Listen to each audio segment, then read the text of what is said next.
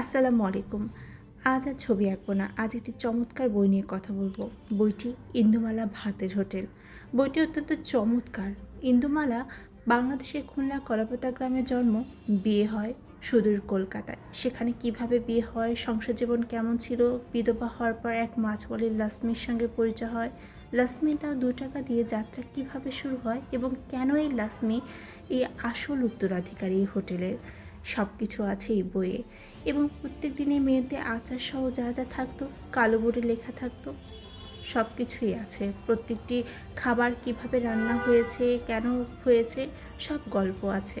ছেলেমেয়ের ওপর কেন বাবার আঁচ আসতে দেননি, কেন বাংলাদেশে ফিরে আসার সুযোগ থাকলেও কেন ইন্দুমালা শেষ পর্যন্ত ফিরে আসেনি বাংলাদেশে, ছেনমৃত্যুর লেনেই কেন পড়েছিল, কেন ভাইকে এবং মনিরুলকে জীবন হারাতে হয়েছিল।